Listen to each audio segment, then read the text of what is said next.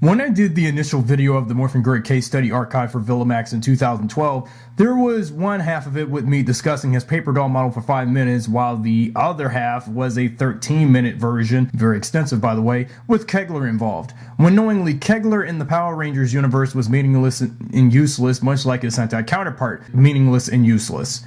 In this redux of the archive, I'm going to rethread a bit of what I said originally by also adding an update with what's going on with Villamax and my Marchverse film series of Power Rangers as of now. Okay, so we've covered both Trakina and Deviat in the last 2 videos of the featurette. You all know who I was expecting to show off next with the the 3 best villains from the season to this fan movie stuff I've been doing by this point the whole decade since I've been working on it, regardless hell and back, and now here he is. He was, like in the series, one of Trakina's partners who had helped her become the most fearsome ruler back on the planet Onyx in the TV series, until his fatal demise in Part 2 of Lost Galaxy's finale, however. Villamax and alongside Kegler. Out of this bunch, Villamax remained the only villain I brought on in time for my first Power Rangers Lost Galaxy fan film once the script was done. Reason for this was that I had too many villains lauded into the script for the film before shooting. So by September 2013, which was when filming started, I had to excise Trakina, Deviat, and Kegler out of the first film because I felt that being the fan film, would have too many characters and there wouldn't be any room for them to appear in it in terms of character development in this universe. This was due to how fans, those who love this Power Ranger series as much as I do, had their expectation of my fan film to be in continuity to the TV series and the overall canonicity of Power Rangers, which it is not. And the many times, even still today, I have replied in comments in the originals of these videos like these, that what I have been doing with this fan film stuff of Lost Galaxy is that it is and was going to be a reboot, and as soon as I had these these fans want me to include everything from the TV series shot for shot in the entirety of just one fan film, and which got me all anxious and nervous, and thus look what eventually happened later and came into release in 2014. With these 4, you have, as in the depiction from the series, Trakina's half of her and Scorpius' army. I've always had admiration for this group when it came to their motive of trying to get rid of the Power Rangers. With these 4, you have, as in the depiction from the series, Trakina's half of her and Scorpius' army. I've always had admiration for this group when it came to their motive of trying to get rid of the Power Rangers. But not this time around for the Marchverse film series of mine. What happened in the series back in 1999 stays in the series back in 1999. Sorry to break it to you all there with that statement of jackassery. The nostalgia for the series from fans had been preventing me from making these movies of it be its own thing without relying very much on what has happened in the TV show in its entirety. With this, I've always thought how Trakina, Kegler, and Villamax would look as seen in the initial video of this in a paper puppet form.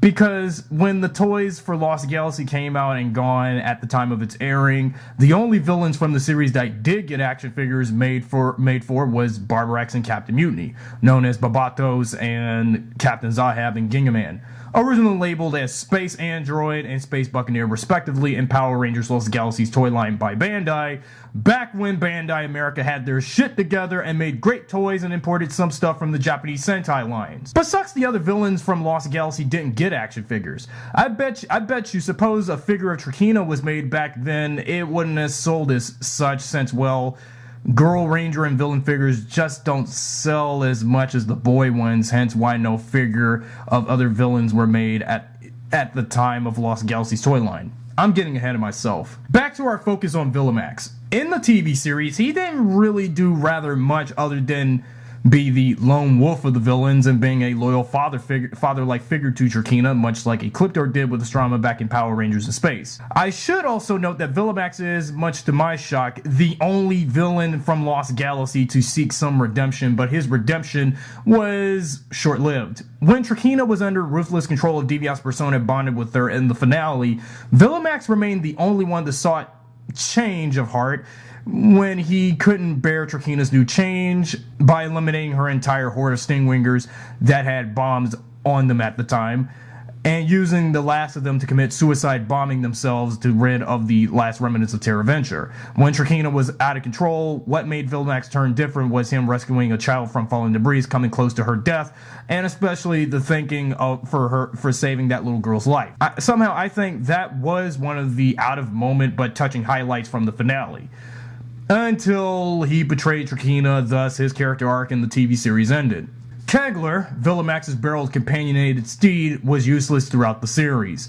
Basically, he was waste of space. Personally, in my book, I don't know anymore. I don't know anymore how is Kegler a villain when knowing he never really did anything evil other than in the Chameleon Warrior episode when he and Villamax and a squad of Stingwingers was building a satellite that they had planned to eliminate the Galactabeast at some point. He and Villamax have been, I guess, friends for the longest time. So when we were all introduced to his character in the pre-ultimate episode that saw Trakina's rise to power as a principal villain in the TV series, what has the two done that was bad?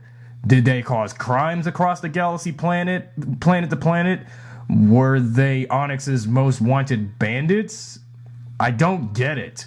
In Gingaman, Villamax, known as Sabosh in it, was a gunslinger. I should note that Villamax in the Sentai had a gun that he used to shoot enemies and shoot his gun around like some drunk partying bandit in a saloon. Ha, lol. Kegler, for all we know in the Sentai, he, like his Power Rangers counterpart, did nothing much to serve the villains, the Space Pirates ball band in the Sentai. But later, after Ilias/Hexibo's death, he had betrayed the ball band in favor of helping the Magna Defender / the Black Knight in the Sentai. I have plans on adapting that part of Kegler's character arc from his Sentai counterpart for a Power Rangers Lost Galaxy 3.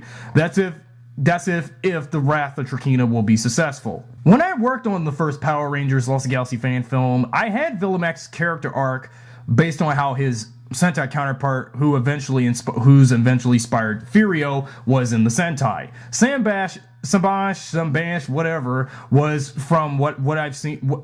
Sabash was an incompetent, hot-headed general serving Captain Zahab, aka Captain Mutiny in the Power Rangers version. And look where that turned out in the final film from what was done from the script for when I made it in 2013 before production on the fan film reboot would start. Luckily, I did revive and redeem Villamax in time for Power Rangers Lost Galaxy: The Wrath of Trakina, but his role in the sequel, however, is going to be minor since I want to spend my next fan film and focus on Trakina and her thirst for conquest and revenge against the Red Ranger.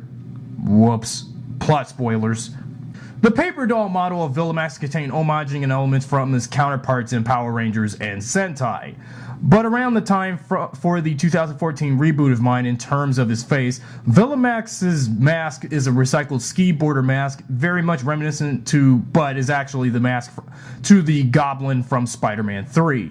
Guess the influence from that movie's New Goblin stood with me for this long, hasn't it? In my current fan film and webisode series for it, Villamax has an updated face, where in this case is a custom repainted helmet of Wing Knights from Kamen Rider Dragonite / Kamen Rider Ryuki. I did that because when printing out scans and images of the character designs, images of Villamax's face would come off as small and blurry after Google, Bing, and Yahoo's image searching it for months, so I had no avail but give him the recycled face of a Kamen Rider to make it in style to the colors of Villamax's face from the 2 series. So that's pretty much what I've done in later progress for later installments. Also, when I released the original Villamax archive featurette video in 2012, I had in some point of capacity mentioned that when I was setting up my rebooting of Power Rangers Lost Galaxy for a fan film, that I wanted Villamax's character to be an inspiration to actor Michael Fassbender, who at the time was just being an X-Men First Class and then until its 2014 sequel, Days of Futures Past, but have the actor's face under the mask. There was a scene in the first fan film script where I implied to have Villamax show his human face to the Rangers after a battle, but sadly it got cut. Maybe when I rework, re-edit, and refilm the first film after I finish work on The Wrath of Trakina, I might insert that cut scene. But in terms of the film's continuity between the actors, Fassbender and my current actor inspiration of him, Mike Coulter, Luke Cage himself, it won't conspire to what happened to Villamax later in my recent film. Like Deviat, I have also done Villamax's voice in the films. Look, I tried, but those blasted Power my crew. I'll get them next time. Here's the Quasar Sabers you promised in a long request, my master. In the upcoming sequel, however, Villamax's voice is pitched a bit deeper than his 2014 film counterpart in the Rise of Trakeena web series and Wrath of Trakeena film. Pestering with your new toys. What the hell did I just say about this? Favor for her. She doesn't want nothing to do with you. I'm gonna report this to Trakeena when she does come back to the Scorpion Stinger after her mission of conquering a planet. You're gonna get it! Kegler, meanwhile, has my interpretation of his voice sounding like a Celtic Irishman, in which I kind of needed a little work on in terms of me pulling that accent on. Word from that conniving traitor, Idiot. Oh, I'm sorry, I didn't know you was on the ship. He was outside somewhere on TerraVenture, making some kind of machines. Is it really necessary to leave it right here at this location, at this spot on the ship, in this exact room? Well, it's been clearly ages since the cocoon was well on the ship, so yeah, I'm not sure how much reserve power was used. I'm waiting to see if she'll be back on the ship anytime soon. Inform her about Deviant. Seriously, what you going to tell her? Even though it came a little faux Irish, kinda.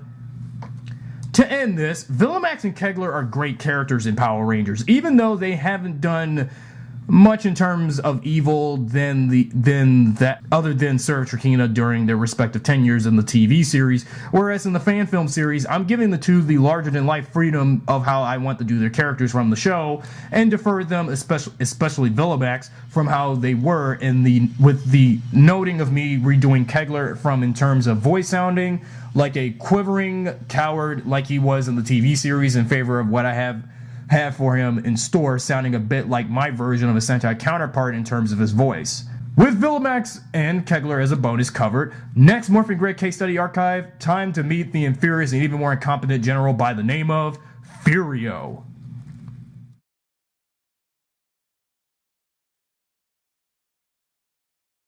Seems like we got a plan in motion.